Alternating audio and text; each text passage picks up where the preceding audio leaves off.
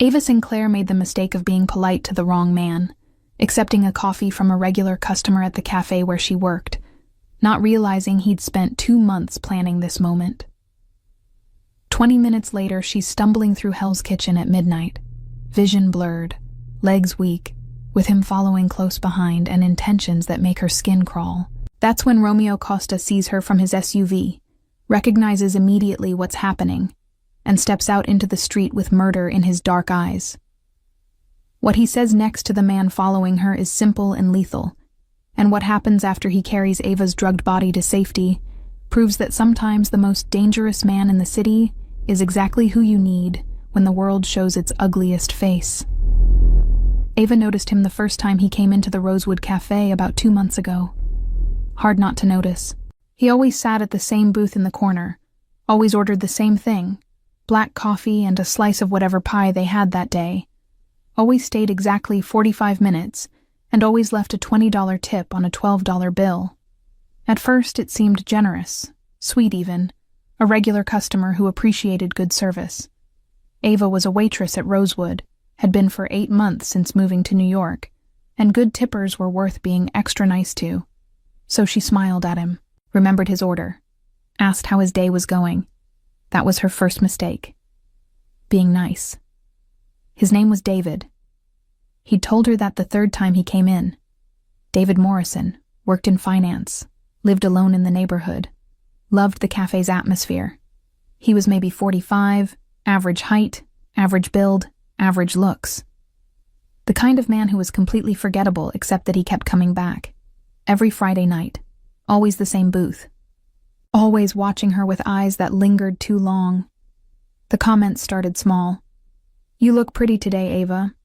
That's a nice shade of lipstick. You should wear your hair down more often." Compliments that straddled the line between friendly and uncomfortable, but never quite crossed it enough for her to complain to her manager. Then they got worse. "You have beautiful legs. I bet you're even prettier without that apron. If I were your boyfriend, I'd never let you work this late alone." Comments that made her skin crawl, but that he always delivered with a smile, like they were perfectly normal things to say to your waitress. Ava started avoiding his table when she could. Let other servers handle him. But he'd wait. He'd sit there nursing his coffee until she had to come over because they were closing, or because he specifically asked for her.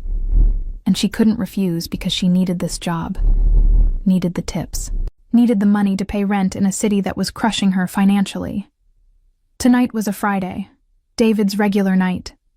Ava had been dreading it all day.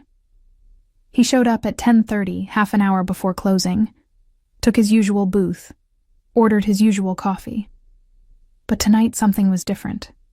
Tonight he stayed past closing, waited while Ava cleaned tables and counted tips and did her closing duties.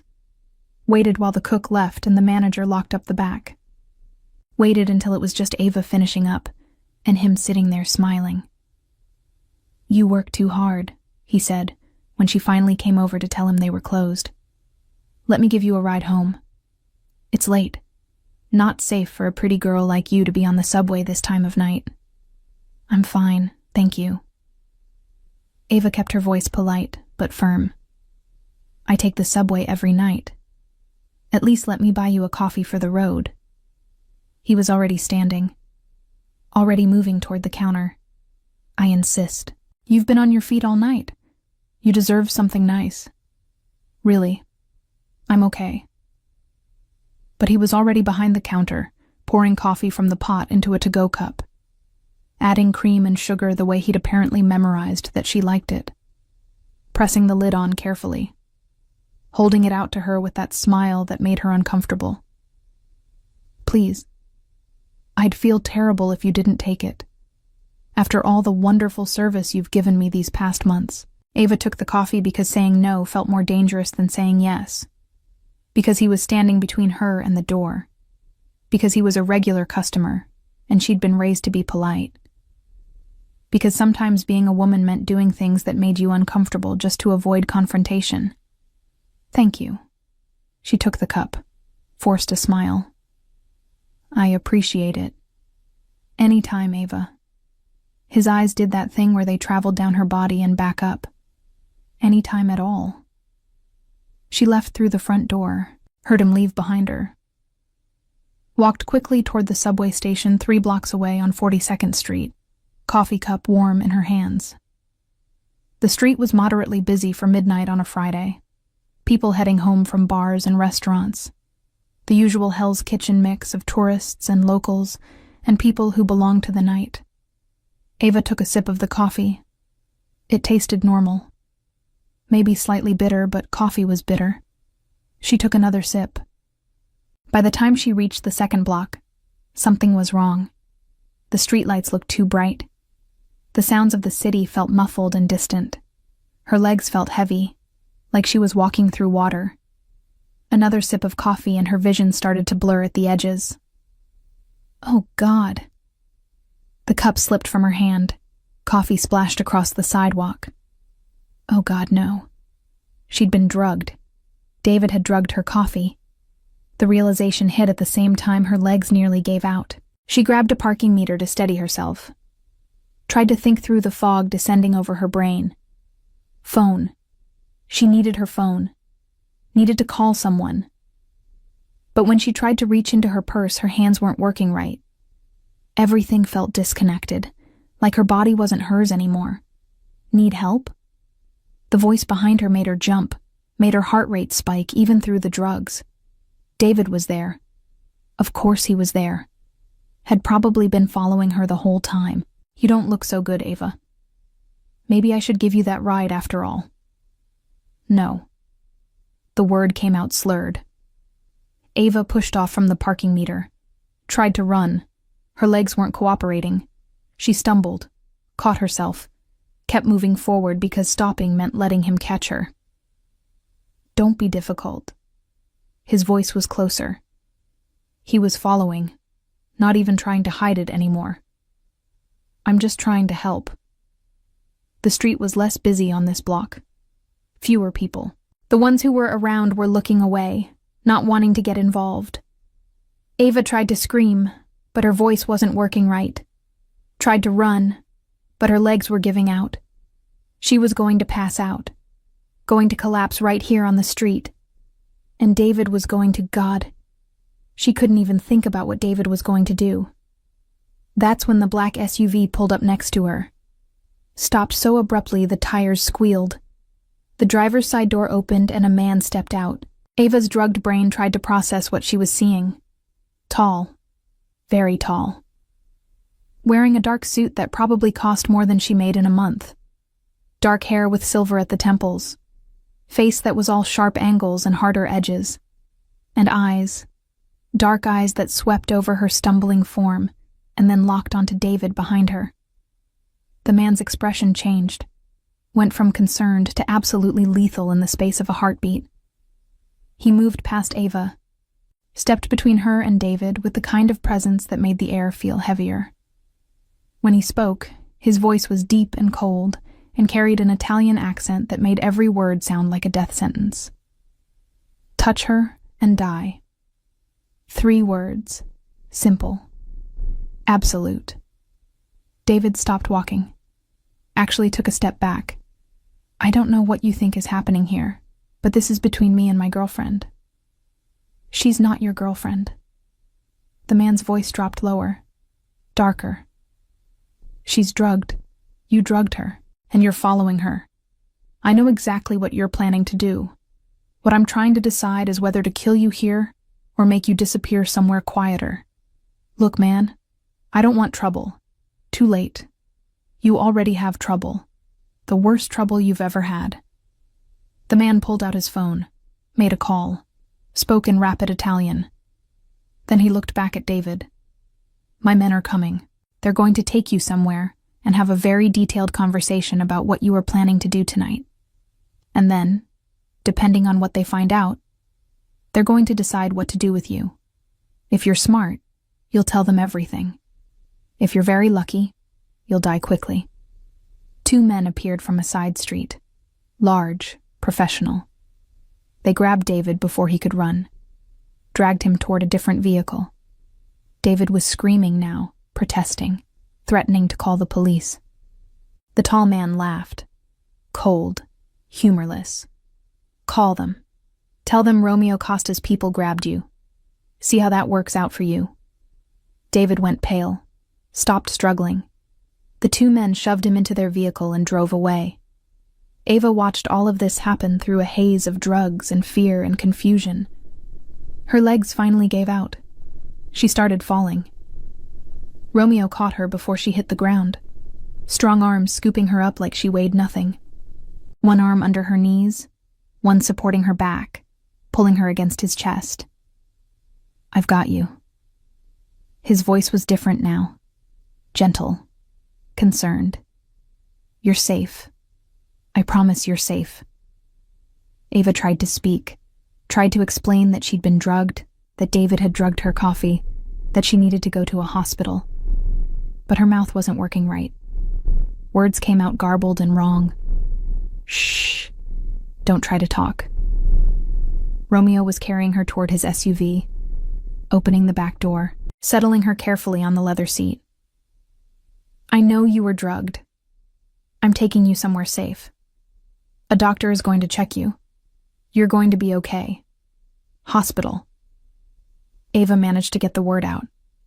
Need hospital. No hospital. Too many questions. Too much attention.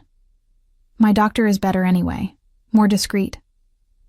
He carried her inside and the SUV pulled away from the curb smoothly. Romeo sat beside her in the back seat, pulled her upper body against his chest so she wasn't lying down completely. Kept one arm around her shoulders. Ava's head was spinning. Her vision was blurring. She could feel herself losing consciousness. The last thing she remembered was Romeo's voice, low and reassuring, telling her to sleep, that he had her, that she was safe now. When Ava woke up, she had no idea where she was. The room was dark. No, not completely dark. There was light coming from somewhere, soft and indirect. She was lying in a bed, an incredibly comfortable bed with sheets that felt like silk. Her head was pounding. Her mouth tasted like cotton. Her body felt heavy and disconnected. Memory came back in pieces.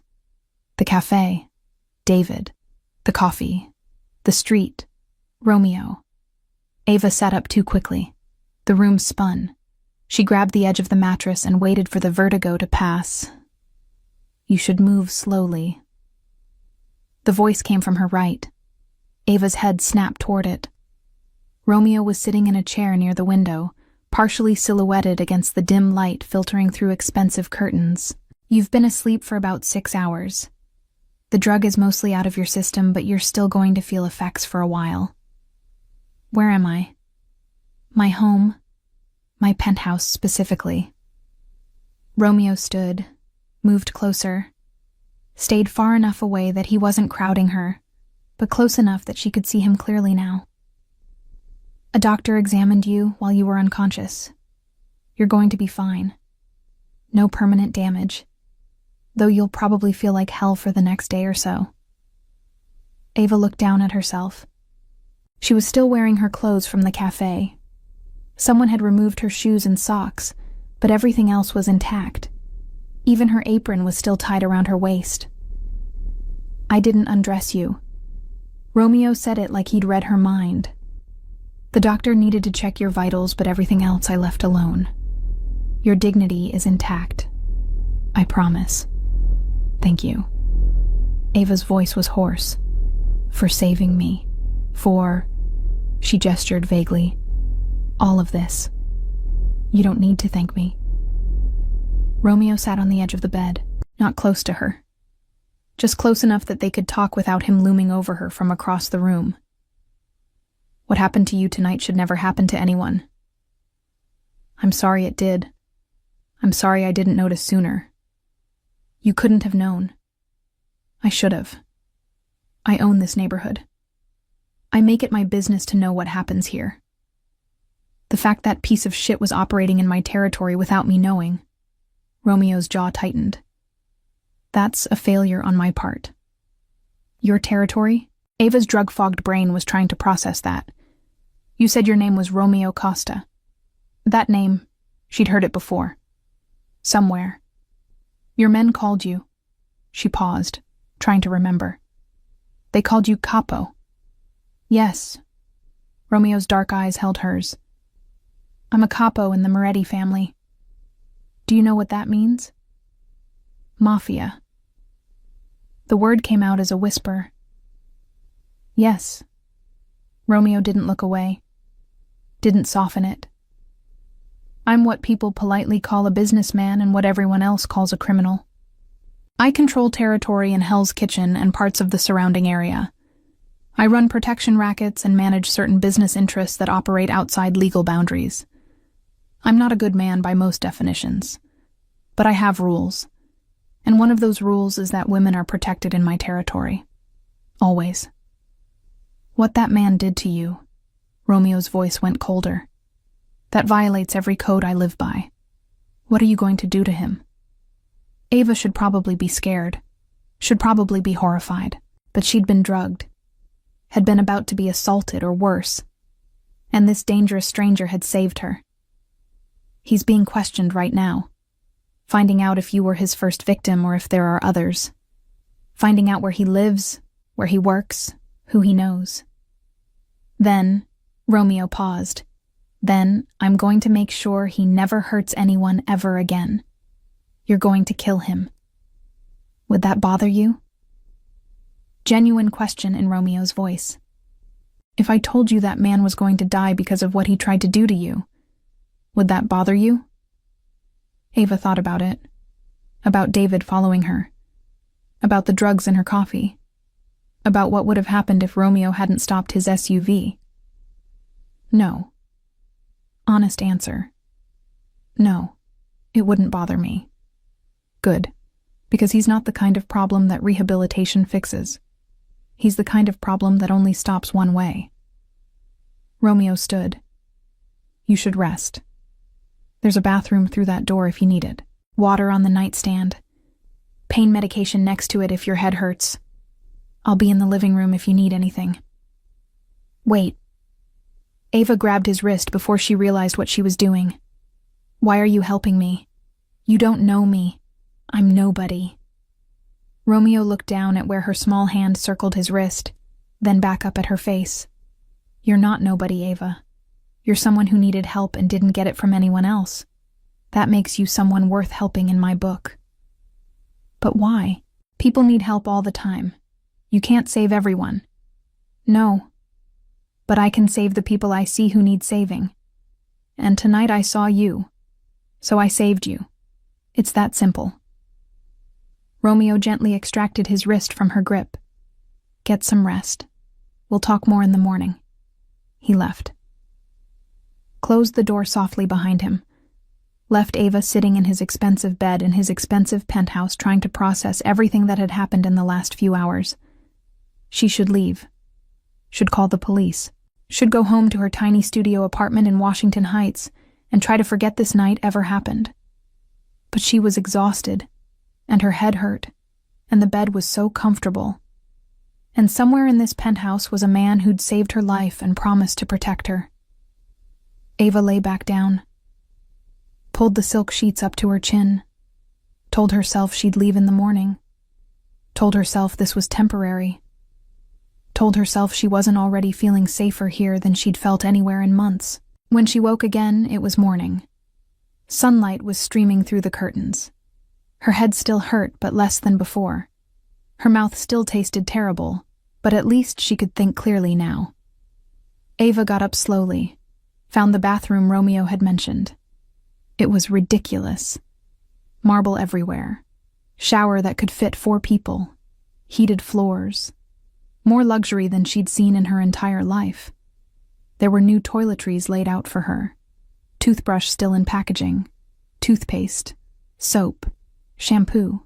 Even a hairbrush. She used all of it. Brushed her teeth 3 times trying to get rid of the drug taste. Washed her face. Tried to make her reflection look less like someone who'd been through trauma. Failed pretty thoroughly at that last part. When she emerged from the bathroom, Romeo was in the bedroom. He'd clearly just showered too. His dark hair was still damp. He was wearing jeans and a black Henley shirt that showed off his build.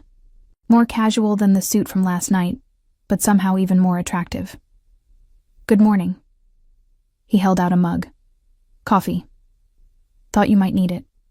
It's not poisoned, I promise. The joke was too soon. Ava flinched. I'm sorry. Romeo's expression shifted immediately to regret. That was inappropriate. I shouldn't have said that. It's okay. Ava took the coffee, sniffed it cautiously, took a small sip. It was good. Really good. Better than anything the Rosewood served. There's breakfast in the kitchen if you're hungry. Romeo gestured toward the door. I didn't know what you liked, so I made options. Eggs, toast, fruit, pancakes. Take whatever you want. You made breakfast? Ava followed him out of the bedroom, into a hallway, into an open living space that was even more ridiculous than the bedroom. Floor-to-ceiling windows overlooking Manhattan. Kitchen that looked like it belonged in a restaurant. Furniture that screamed money and taste. I live alone. Romeo was moving around the kitchen with practiced ease. I learned to cook or starve. He gestured to the island where food was laid out. Sit. Eat. You need to get your strength back. Ava sat, started eating because she was actually starving. Couldn't remember the last time she'd eaten. Yesterday afternoon, maybe. The food was incredible. Everything perfectly cooked. She ate 3 pancakes, 2 eggs, and half a plate of fruit before she even thought to slow down. Romeo watched her with something that might have been satisfaction. Good. You're eating. The doctor said you'd be hungry once you woke up properly. How much do I owe you? Ava set down her fork. For the doctor. For all of this. I don't have much money, but I can pay you back. It might take a while, but I'll pay you back. You don't owe me anything. Romeo poured himself more coffee. I'm not keeping a tab, Ava. I'm helping you because it's the right thing to do. Nobody helps people for free. There's always a price. Not with me. Not for this. Romeo leaned against the counter, arms crossed, looking at her with those intense, dark eyes. You were in trouble. I had the resources to help. That's the whole story. There's no hidden agenda. No debt you need to repay. You're free to leave whenever you want. Just like that? I can just walk out of here? Just like that? Though I'd prefer if you stayed until you're completely recovered. Another day or 2 at least. Make sure there are no delayed effects from the drug. Romeo paused. And I'd like to talk to you about David. About whether you want to press charges or handle this a different way. What other way is there? My way. Romeo's voice dropped. The way where he disappears and never hurts anyone again, and you don't have to testify in court or relive what happened over and over. The way where justice is swift and permanent. You mean murder. Ava should be horrified, should be running for the door, but she wasn't. You're talking about killing him. I'm talking about solving a problem. There's a difference. Romeo moved closer, sat on the stool next to her. I understand if that makes you uncomfortable. I understand if you want to go the legal route. But I'm offering you an alternative. One where you don't have to see him again. Don't have to be afraid he'll get out on bail or get a light sentence or come looking for you later. One where he just... Romeo snapped his fingers. Stops existing. And if I say yes? If I tell you to do it? What does that make me? Human. It makes you human. Romeo's hand covered hers on the counter. Warm. Solid. You're not a bad person for wanting someone who tried to hurt you to face consequences. You're just practical. Ava looked at their hands. His so much larger than hers. Scarred knuckles against her smooth skin. She should pull away. Should put distance between herself and this man who was casually offering to commit murder on her behalf. But she didn't. Instead, she looked up at him. Do it. Make him disappear. Are you sure? I'm sure. I don't want to see him again. Don't want to testify. Don't want to spend months or years dealing with a trial where his lawyer makes me look like I led him on or asked for it. I just want him gone. Then he'll be gone. Romeo squeezed her hand gently. By tonight. I promise. Thank you. You don't need to thank me for this. But you're welcome anyway. Romeo stood. I have to go handle some business. You should rest. There are clothes in the guest room that should fit you. Help yourself to anything in the apartment. The TV, the books, the food, whatever you need. I'll be back this evening. Romeo. Ava caught his hand before he could leave. Why are you being so nice to me? Really, there has to be a reason. He looked at her for a long moment. Because when I saw you last night, stumbling and scared and drugged, trying so hard to get away from someone who wanted to hurt you, something in me decided you were worth protecting. And when I decide something, I commit to it completely. You're under my protection now, Ava. That means you're safe. That means you're cared for. That means anyone who tries to hurt you answers to me. For how long? For as long as you need. Or want. Whichever is longer. Romeo touched her face gently, one rough finger tracing her cheekbone. Rest. We'll talk more tonight. He left. And Ava sat in his kitchen surrounded by luxury she'd never experienced, eating food she hadn't paid for, wearing yesterday's cafe uniform, and trying to understand how her life had changed so completely in less than 24 hours. She spent the day exploring the penthouse. It was huge. 3 bedrooms, 3 bathrooms, office, library, gym, balcony overlooking the city, everything decorated with expensive but understated taste. Books in Italian and English, art that looked like it belonged in museums, a wine collection that probably cost more than her annual salary. In the guest room, she found the clothes Romeo had mentioned. Women's clothes in her size. Still had tags on them.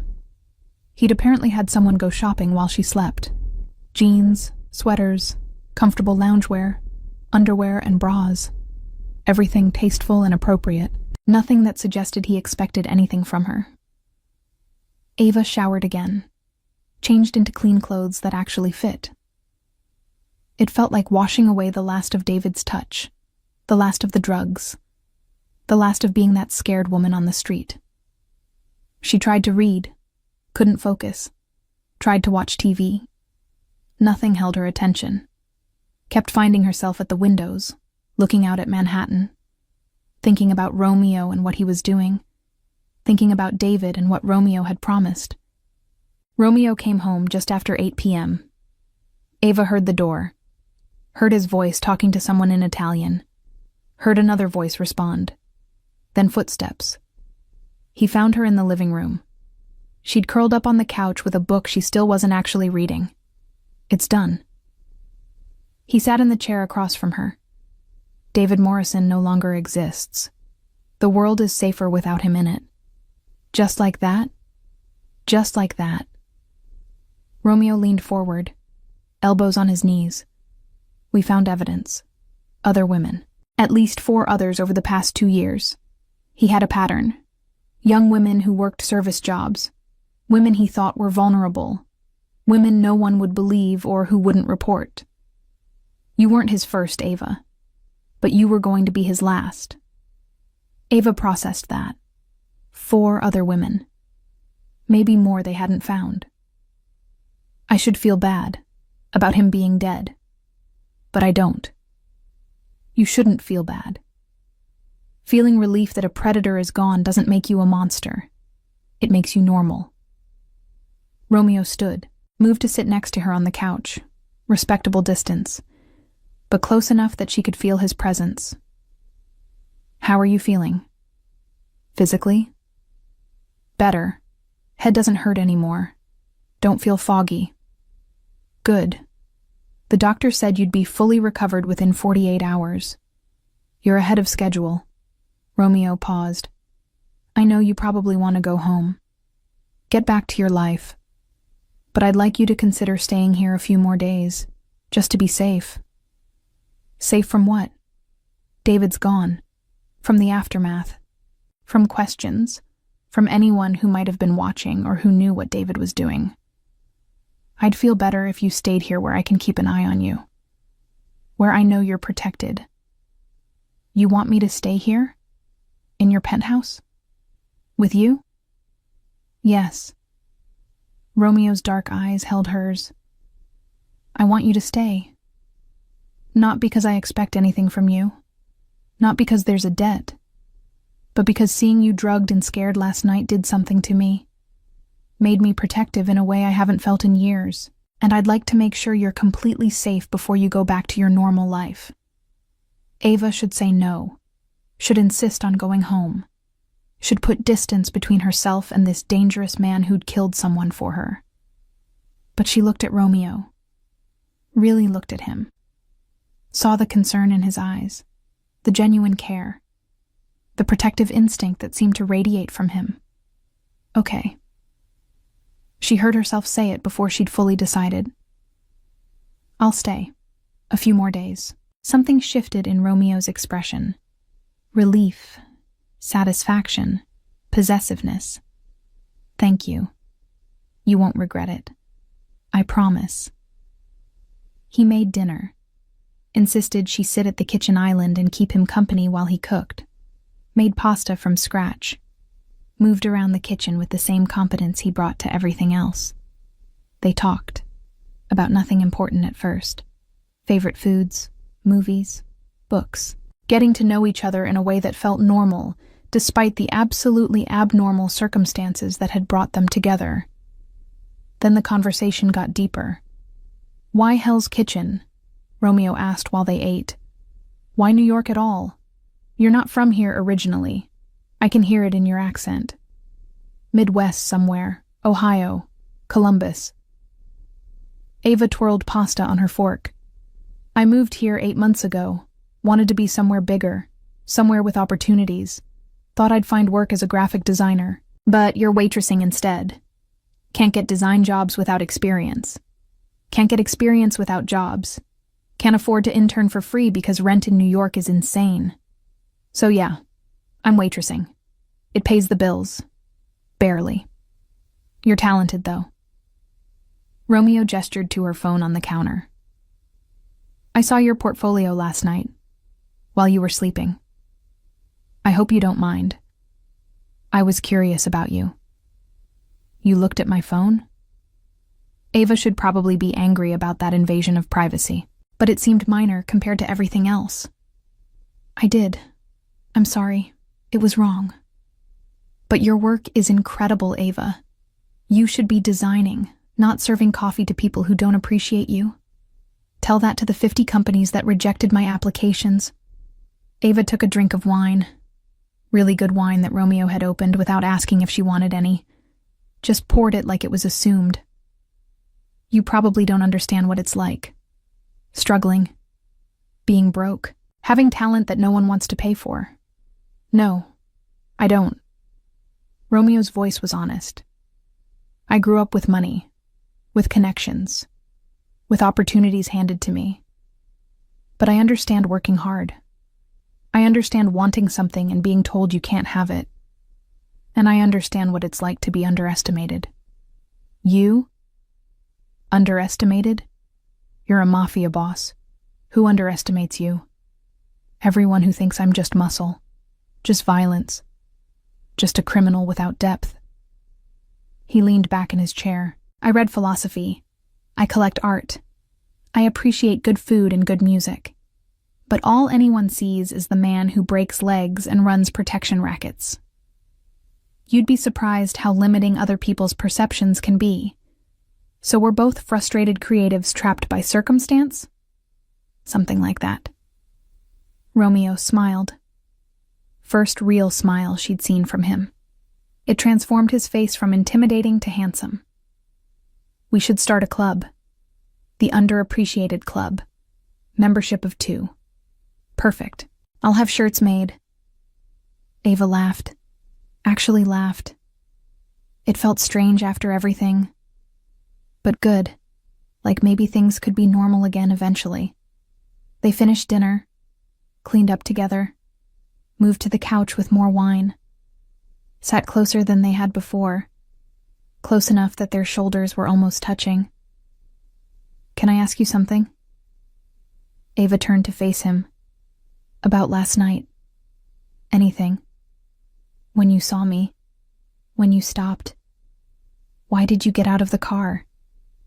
You could have just called the police. Why get involved personally?" Romeo was quiet for a moment. "Because I recognized what was happening. I've seen it before. Men who prey on women. Men who think they can get away with it because they're careful or clever, or because their victims won't fight back. And Romeo's jaw tightened. I have strong feelings about men like that. Personal feelings? My sister." Romeo's voice went flat. "When she was 19, at college, someone drugged her drink at a party. She doesn't like to talk about what happened next, but I found the guy, and I made sure he never hurt anyone again. So yes, very personal feelings. I'm sorry. That must have been horrible. For her. For you. It taught me that monsters don't always look like monsters. Sometimes they look like regular guys. Finance guys. College students. Guys who sit in cafes and leave good tips and seem perfectly normal." Romeo looked at her. "When I saw you stumbling, saw him following you, I knew. And there was no universe where I was going to drive past and let that happen. You saved me." Ava's voice was soft. "You really, actually saved me.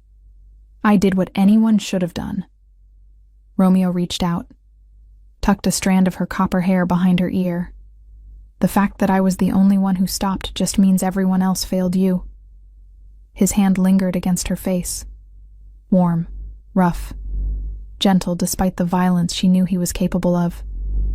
Ava's breath caught. She was suddenly very aware of how close they were sitting, how his dark eyes were looking at her, how her heart was beating faster. Romeo. She didn't know what she was asking, but he seemed to understand. "Tell me to stop." His thumb brushed her cheekbone. "Tell me this is too soon. Tell me you're vulnerable and I'm taking advantage. Tell me anything that means I need to keep my distance. What if I don't want you to keep your distance? Then I'm going to kiss you." His voice dropped lower, rougher, "and I'm going to keep kissing you until you tell me to stop. Because I've been thinking about it since you woke up this morning looking like something precious I need to protect. Since you ate pancakes in my kitchen. Since you laughed at my terrible joke. Since you chose to stay here with me instead of running. I should run. Probably. You're dangerous. You killed someone today. For me. That should scare me. Does it? Does it scare you? No. Honest. It doesn't. Maybe it should. But all I feel is safe. Protected. Like nothing can hurt me as long as you're here. Nothing can hurt you. I promise you that." Romeo's hand slid into her hair, cradled the back of her head. "Last chance, Ava. Tell me no. Kiss me." She leaned closer. "Please kiss me." He did. Slow at first. Gentle. Testing. His lips soft against hers. Asking rather than taking. Ava made a small sound and opened her mouth, and Romeo deepened the kiss. One hand still in her hair, the other sliding to her waist, pulling her closer. Ava had been kissed before, but never like this. Never with this combination of gentleness and possession. Never like she was something precious and dangerous at the same time. Never like the person kissing her would burn the world down if it meant keeping her safe. When they finally broke apart, both breathing harder, Romeo rested his forehead against hers. That was, he paused. That was better than I imagined. You imagined it? Since the moment you opened those blue eyes in my guest room. Maybe even before that. When you were drugged and helpless, and I was carrying you to my car thinking about how someone tried to hurt you, and how I was never going to let anyone hurt you again. Possessive. Ava smiled against his mouth. Very possessive. I'm a possessive man, Ava. If we do this, if you let this happen, you need to know that. I don't share. I don't do casual. When I want something, I commit completely. And I want you. We just met. Less than 24 hours ago. Under terrible circumstances. This is probably a terrible idea. Probably. Romeo kissed her again. Longer this time. Deeper. Are you saying no? No. Ava's hands fisted in his shirt. I'm saying yes. I'm saying I want this. I'm saying screw timing and circumstances and logic. I want you too. Christo. He pulled her onto his lap, positioned her so she was straddling him, hands on her hips, holding her close. You're going to be the death of me. You're literally a mafia boss. I think you can handle me. Can I? Because right now all I can think about is how good you feel against me, how perfect you fit, how much I want to keep you here forever.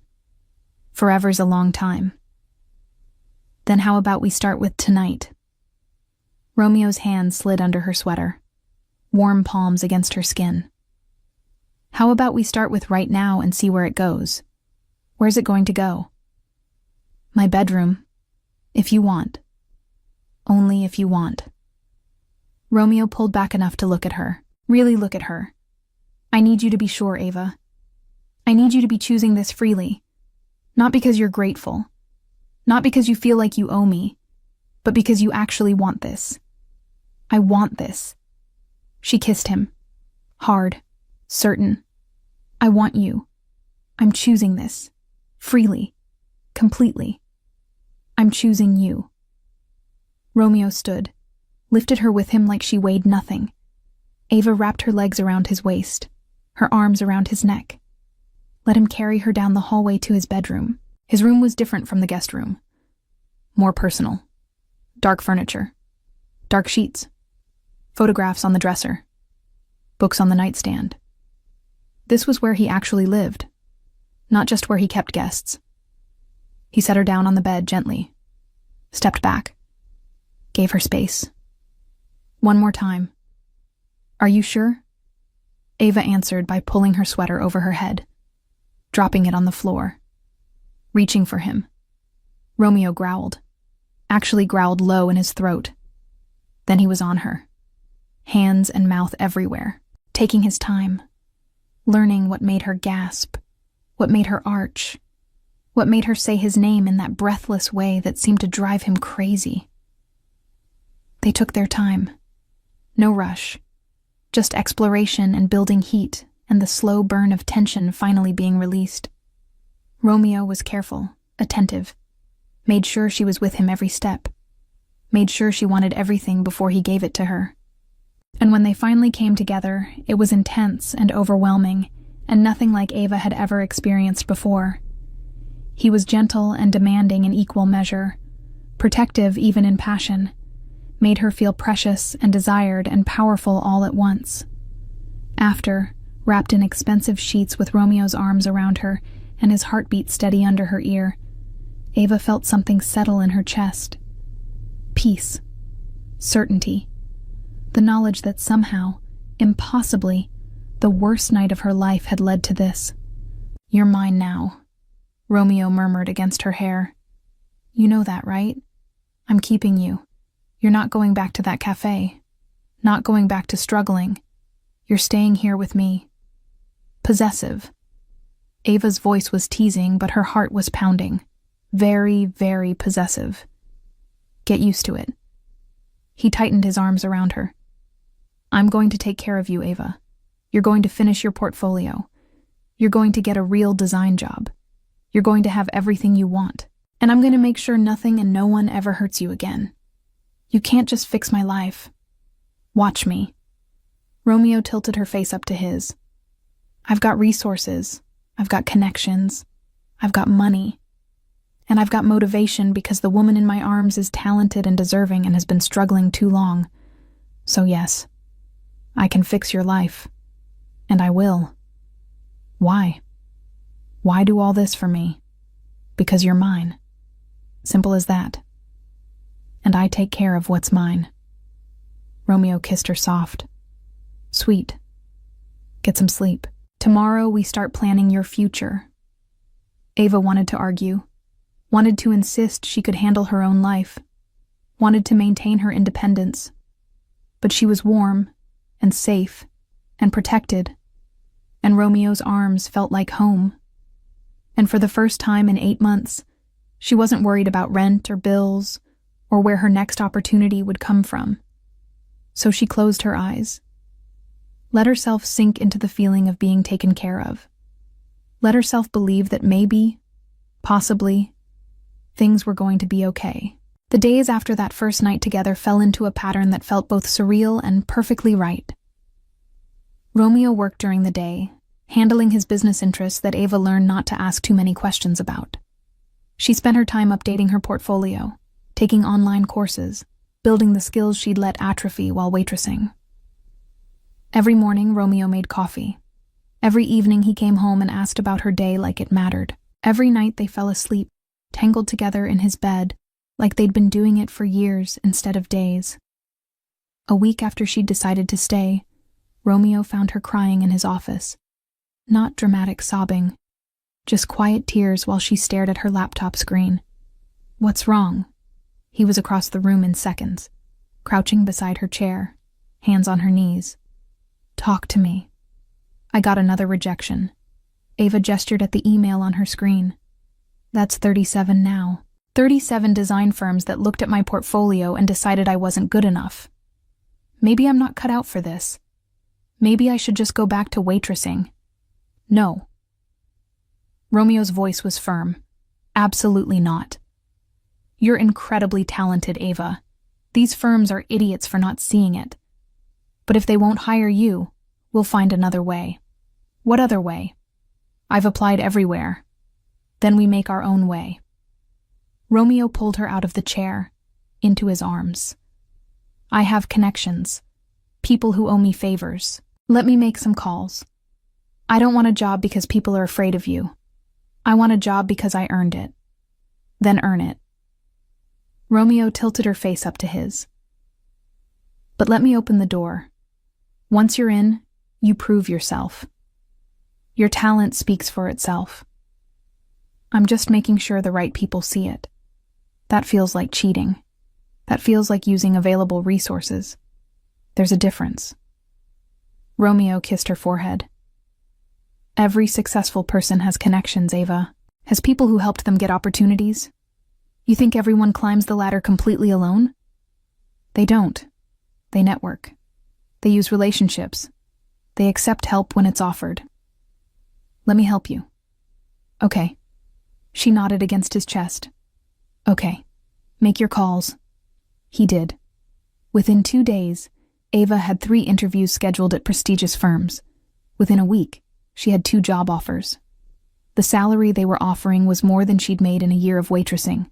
The work was exactly what she'd always wanted to do. She accepted the position at Luminous Design, a mid-sized firm in Midtown that specialized in commercial spaces. Her first day was terrifying. Walking into that office, meeting her new boss, seeing the other designers who all had degrees from better schools and years more experience. But she was good. Really good. Her first project was a restaurant redesign in Brooklyn. The clients loved it. Her boss was impressed. By the end of her first month, she'd proven she belonged there.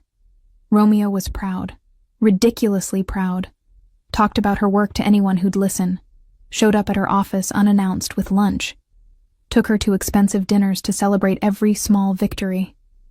You're making too big a deal out of this, Ava told him after he'd sent flowers to her office for the 3rd time that month. It's just a job. It's not just a job. You're building a career. You're doing what you love. That deserves to be celebrated. Romeo pulled her close. Besides, I like spoiling you. Get used to it. The possessiveness that should have bothered her became endearing instead. The way he'd glare at any man who looked at her too long. The way he'd casually mention she was his girlfriend to everyone they encountered. The way he'd text her throughout the day just to check in. Where are you? One text would say. At work. Same place I was an hour ago. She'd respond. Just making sure. Miss you. It was overwhelming. Intense. Everything moving so fast. But it also felt inevitable. Like they'd been building toward this since that night on the street. Like finding each other was always meant to happen. 2 months in, Ava met Romeo's family. His mother, Rosa, was a tiny Italian woman with sharp eyes and a warm smile. His sister, Isabella, was beautiful and protective and suspicious of any woman in her brother's life. They came to the penthouse for Sunday dinner. Romeo cooked traditional Italian dishes that filled the apartment with incredible smells. Ava helped where she could and tried not to be nervous. So you're the girl my son won't stop talking about. Rosa studied Ava over wine, the one who has him smiling again. Mama. Romeo's voice carried a warning. What? It's true. Rosa waved him off. You've been miserable for years, working too much, never meeting anyone. Now suddenly you're happy. She looked at Ava. Thank you for that. I didn't do anything. Ava felt her face heating. Romeo saved me. Not the other way around. He told us what happened. Isabella's voice was softer than Ava expected. How he found you. What that man tried to do. I'm sorry you went through that. And I'm grateful my son was there. Rosa reached across the table, squeezed Ava's hand. He's a good man. I know people say otherwise. I know what they call him. But he has a good heart. He protects people who need protecting. Always has. Ava looked at Romeo, saw him watching her with those intense dark eyes, saw the concern there, the worry that his family might scare her off. She smiled at him. I know. I've seen his good heart. I'm lucky to have found it. Something in Romeo's expression shifted, softened. He reached for her hand under the table, laced their fingers together. The dinner went well. Rosa told embarrassing childhood stories. Isabella warmed up once she realized Ava wasn't using Romeo for his money or connections. By the end of the night, they were making plans for Ava to come to family dinner every Sunday. They like you, Romeo said later, after his family had left and they were cleaning up. Mama especially. She told me not to screw this up. Wise woman. Ava handed him a dish to dry. I like them too. Your sister's protective of you. She has reason to be. Romeo set down the dish. I've had women in my life before who wanted the lifestyle more than they wanted me, who liked the idea of being with someone powerful. Isabella learned to be suspicious. And your mom? Lost my father 10 years ago. Heart attack. She's been worried about me ever since. Worried I work too much. Worried I'm alone. Worried I'll end up like him. Dead at 55 from stress. Romeo pulled Ava against him. You make her worry less. Make her think maybe I'll have a life outside of work. Will you? Have a life outside of work? I'm trying. With you. Romeo kissed her. This. What we have. It's the most normal thing in my life. The best thing. You make me want to be more than just the work. More than just the business. Ava kissed him back. Let herself sink into it. Into him. Into this life they were building together that should have been temporary but was starting to feel permanent. 3 months after that night on the street, Ava officially had a life in New York that looked nothing like what she'd imagined when she first moved to the city. She had a job she loved, an apartment that was really a penthouse she shared with a man who'd saved her life, a relationship that was intense and probably moving too fast, but felt more right than anything she'd ever experienced. She'd quit the Rosewood Cafe the week after Romeo found her. Couldn't go back there. Couldn't walk past David's usual booth without remembering. Romeo had sent someone to collect her final paycheck and her few belongings from the locker room. She'd never set foot in that place again. Her tiny studio in Washington Heights was still hers, technically. She paid rent on it with money Romeo gave her despite her protests. But she hadn't been back there in weeks. All her important things had migrated to Romeo's penthouse. Her clothes in his closet, her toiletries in his bathroom. Her life intertwined with his in ways that should have felt too fast but just felt inevitable. Sometimes, late at night when she couldn't sleep, Ava would lie in the dark and think about that night, about what would have happened if Romeo hadn't stopped his SUV, if he'd driven past like everyone else, if he'd decided getting involved wasn't worth the trouble. She'd be dead probably, or damaged in ways she couldn't fix. David hadn't struck her as the type to leave witnesses. Whatever he'd planned for her that night, it wouldn't have ended with her walking away intact. But Romeo had stopped, had saved her, had decided she was worth protecting, and in doing so had completely changed the trajectory of her life. "You're thinking too much." Romeo's voice in the darkness made her jump. She'd thought he was asleep. "I can hear you thinking from here." "Sorry, didn't mean to wake you." "You didn't." "I was already awake." Romeo pulled her closer, tucked her head under his chin. "What are you thinking about?" "That night. How different things would be if you hadn't stopped." "Don't." His arms tightened around her. "Don't think about that. Don't imagine that timeline. I did stop. You're safe. You're here. That's all that matters. I know. But sometimes I wonder, why me? Why did you stop for me specifically? You must see bad things happening all the time. You can't save everyone." "No. But I saved you. And I'd do it again. Every time. In every timeline." Romeo kissed the top of her head. "You want to know the truth? The real reason I stopped?" "Yes. Because you looked like you were still fighting, stumbling and drugged and barely able to stand. But you were still moving forward, still trying to get away, still refusing to just give up and let him catch you. And something about that, about your refusal to quit even when everything was against you, made me think you were worth saving." Ava felt tears prick her eyes. "That's the nicest thing anyone's ever said to me. It's the truth. You're a fighter, Ava. You just didn't have anyone in your corner before. Now you do. Now you have me. And I'm not going anywhere. Promise? I promise." Romeo tilted her face up, kissed her in the darkness. "You're stuck with me now. Better get used to it. I think I can manage that." Ava kissed him back. "I think I can definitely manage that." They stayed like that for a while, wrapped around each other. Not sleeping, but not needing to talk either. Just being together in the quiet darkness of a penthouse in Hell's Kitchen where a waitress and a mafia boss had found something that looked a lot like love. Ava still had moments where she questioned everything, where she wondered if this was real, or if it was just trauma bonding or gratitude masquerading as feelings, where she worried that Romeo would wake up one day and realize she was just a girl he'd saved, not someone worth keeping. But then he'd look at her, really look at her with those dark eyes that saw everything. And he'd say something in Italian she was learning meant my heart, or my soul, or forever. And he'd touch her like she was precious. And all her doubts would quiet. Because this was real.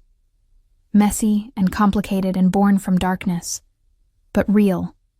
Two people who'd found each other in the worst possible circumstances and decided to build something beautiful anyway. And if that meant being with a dangerous man who'd killed for her and would kill again. If that meant living in a world where violence existed just outside her bubble of safety. If that meant belonging to someone possessive and intense and probably unhealthy by normal standards. Well, Ava had learned that normal was overrated. That safety was more valuable than she'd ever understood.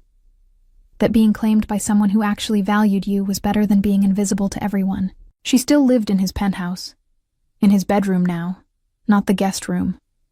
Her things mixed with his. Her design sketches on his dining table. Her favorite tea in his kitchen. Her laughter in his space. They worked. Impossibly, against all logic, they worked. Romeo was protective and possessive and demanding, but also attentive and caring and proud of everything she accomplished. He encouraged her creativity, supported her career, made space for her to be independent, while making it very clear she was his. The darkness in his life existed. The violence. The crime. The things he did that she didn't ask about, and he didn't volunteer. But it never touched her. He kept that world separate, kept her safe from it, kept his promise that nothing would hurt her. Ava knew she should probably think more carefully about being in a relationship with a mafia boss. Should worry about the future. Should consider the risks. But when Romeo looked at her like she was the most precious thing in his world, when he came home and pulled her into his arms like he'd been missing her all day, when he whispered in Italian words she was learning meant mine and beloved and always, when he protected her and cared for her and loved her with an intensity that should have been frightening, but was just right. She couldn't regret it, couldn't wish it undone, couldn't imagine being anywhere else. Because Romeo Costa had found her at her most vulnerable, had saved her when no one else would, had taken her broken and scared and made her strong and confident and loved. And if the cost of that was belonging to a dangerous man, well, maybe dangerous was exactly what she needed. If you enjoyed this story of protection and possession, of finding safety in dangerous arms and love in unexpected places, subscribe to our channel for more Mafia romance stories that will make your heart race.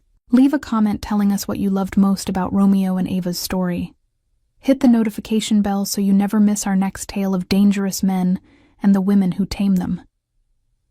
Thank you for reading, and remember that sometimes the person who saves you is exactly the person you were meant to find.